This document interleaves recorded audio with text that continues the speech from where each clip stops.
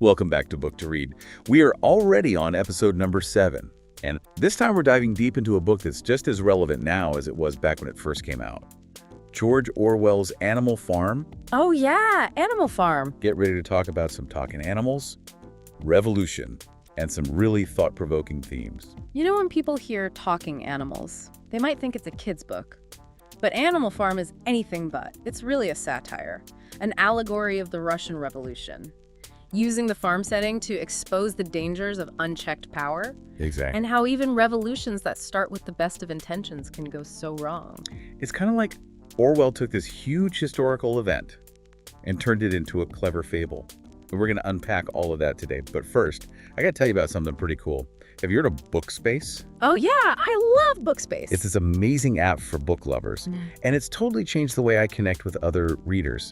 Yeah, for anyone who loves to really dive deep into a good book, Bookspace is amazing. You can share favorite quotes, geek out over plot twists, even organize your whole digital library. Right. Plus, you can find study guides, connect with others who are reading the same book as you, which is perfect for a deep dive like this one. Exactly. So if you haven't already, pause this episode for a sec and download Bookspace. You won't regret it.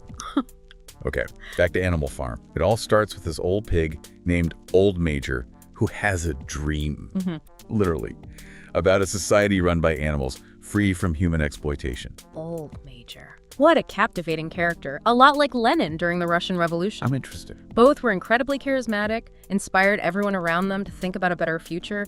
You know Old Major's famous speech, the one where he outlines the principles of animalism? Yeah. It's a masterpiece of persuasion. It lays the foundation for the rebellion and sets up the 7 commandments, their code for a utopian society. It's amazing how he gets the other animals fired up about a revolution.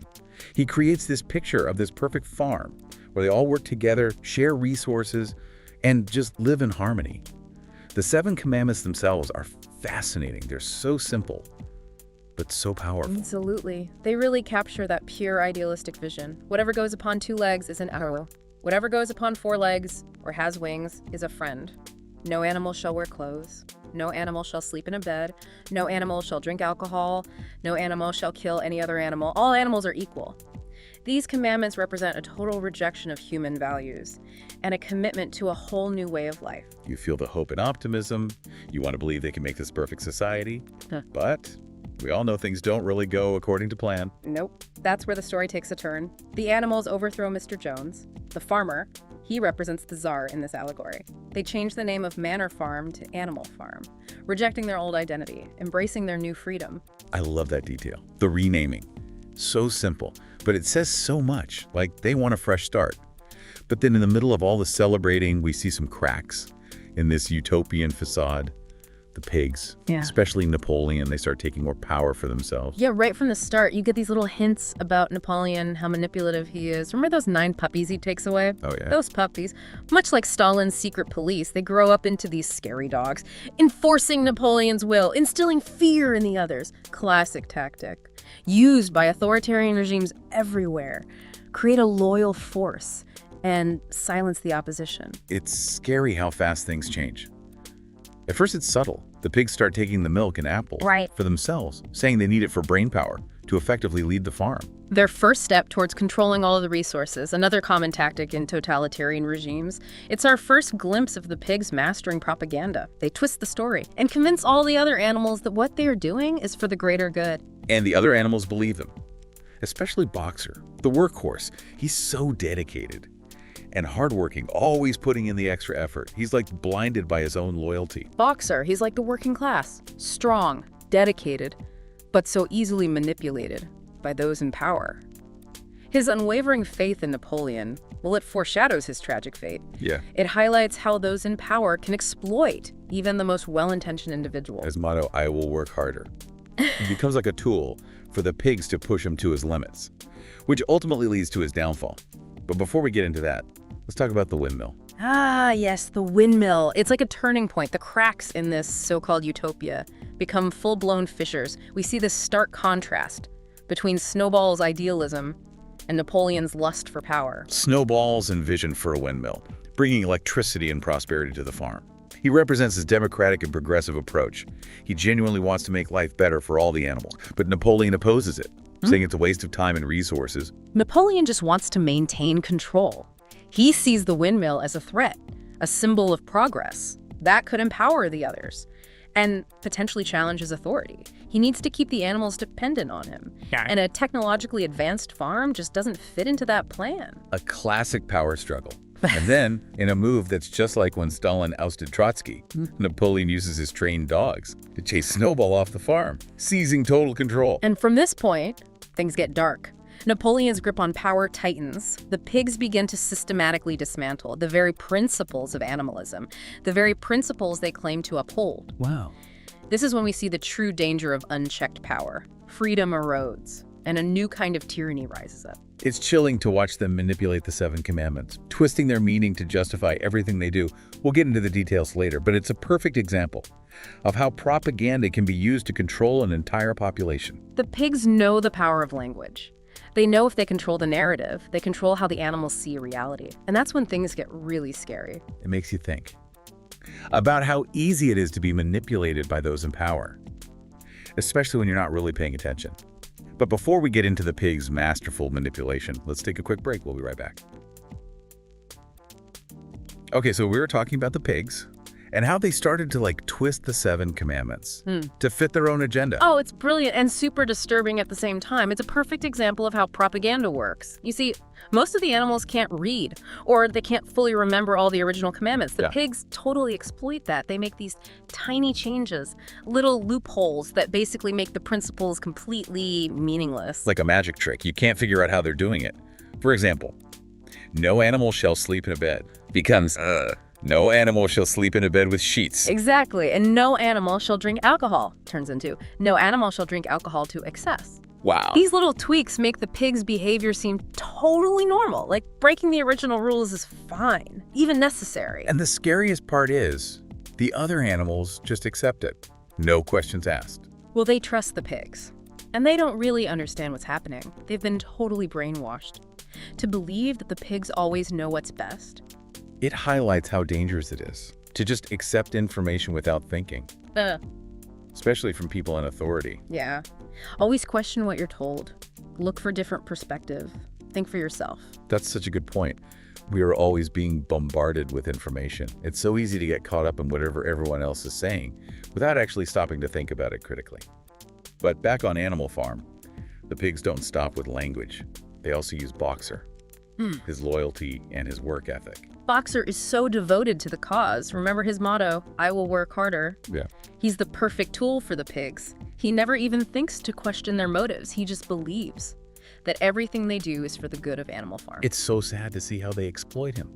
His strength, Yeah. his dedication, he pushes himself so hard, working on the windmill, literally breaking his body, because he thinks he's building a better future for everyone. And his fate.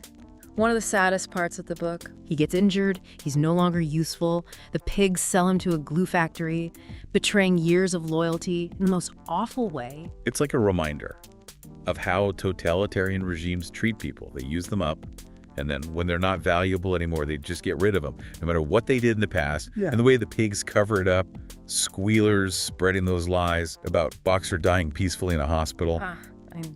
Just sick. The other animals can't read. They can't find out the truth, so they believe Squealer, another example of how effective propaganda is. Controlling information, shaping what people think. It shows how fragile the truth can be, especially when it's in the hands of people who want power. And as the story goes on, we see the pigs doing all the things, all the human things that they used to condemn. The fact that they changed the name back to Manor Farm, it's like a symbol that the pigs have totally abandoned the revolution. They become just like the humans they overthrew, walking on two legs, drinking alcohol, making deals with the neighboring farmers. It's like a full circle moment. It shows how power works, how revolutions can go bad. And that final change to the seventh commandment, all animals are equal, but some animals are more equal than others. It just sums up the hypocrisy of their whole regime. I get chills every time I read that line.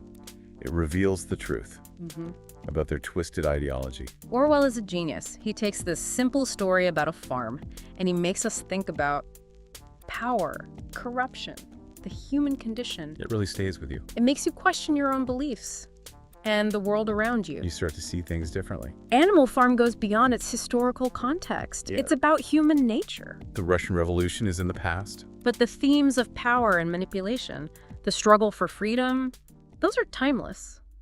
And unfortunately, still relevant today. It's so true. It makes you think about how easily we fall into groupthink, how we believe things without questioning where they came from, how people in power can take advantage of our trust. The Animal Farm is a warning. Yeah. It tells us to be aware of these tendencies in ourselves and in the systems that control our lives. It's like Orwell is holding up a mirror to society, showing us that we're all capable of good and evil. And reminding us that it's up to us to protect freedom and fight for justice. That's a really powerful message. Doesn't matter what your background is or your political beliefs. Animal Farm is a book everyone should read. Absolutely. It helps us understand power, the dangers of propaganda, the importance of critical thinking, especially in a world where information is used as a weapon. We need to read it and reread it. Yeah. Talk about it, debate it. It definitely sparks some intense conversations. For sure. And speaking of conversations, if you want to share your thoughts about Animal Farm, you should check out Bookspace. It's a great way to connect with other readers, share your favorite quotes, and dive deeper into the themes. That brings us to the end of our deep dive into Animal Farm. I hope you learned something today and that it made you want to reread this classic tale. Definitely pick up a copy, and if you've read it before, read it again. And come join the conversation on Bookspace, share your thoughts, your insights, your own interpretations of this amazing book. Until next time. Happy reading. It's just amazing to me how the animals that just fall for the pig's tricks. They start out wanting equality, a better future for everyone. Yeah, their intentions are good. But you know what they say? The road to hell is paved with good intentions. Remember those scenes at the beginning? Yeah. When they're all working together, rebuilding the farm, making their own rules. You really feel the hope, the camaraderie. But then things start to change. Little by little, the pigs start taking over. And the other animals, they trust the pigs. They don't know any better. They don't see the danger. It's too late. It all comes down to education. Oh, yeah. The pigs keep the other animals in the dark. They know the knowledge is power. They control the information. They twist the story. They rewrite history to stay in control. It's like that quote, those who can't remember the past are condemned to repeat it. Exactly. The animals are so busy, working hard, following orders. They forget what they were fighting for in the first place. They lose sight of those ideals, and that makes them easy to manipulate. It's a good reminder. Freedom isn't just about getting rid of a dictator. No. It's about being aware, thinking critically, questioning authority. Always question. Animal Farm reminds us we can't just assume our freedoms will always be there. Right. We have to participate, stay informed, challenge anyone who tries to take away our rights. We have to be able to recognize manipulation, Yeah. propaganda, to understand how people in power use language and information to control what we think. Animal Farm gives us the tools to fight back. It's a call to action. It is right. Reminding us that it's up to us to protect freedom, to fight for justice. We can't just trust people in authority. Oh. We have to question them, challenge them, hold them accountable. Orwell doesn't give us easy answers. No, he doesn't. He just makes us feel uneasy, makes us think about power, how fragile freedom is, and how we're all capable of being corrupt. It's a book that makes you think, challenges everything you thought you knew, and it stays with you long after you finished reading it. It really does. If you haven't read Animal Farm, you should. It's so relevant. And if it's been a while, maybe it's time to read it again. It's a book that speaks to us now, just as much as it did back then. For those of you who want to explore the themes, the symbolism, or just share your thoughts, head over to Bookspace. It's a great place to connect with other readers and have those deep conversations that a book like Animal Farm deserves. Thanks for joining us on this deep dive into Animal Farm. It was fun. Hope you enjoyed it. Until next time, happy reading.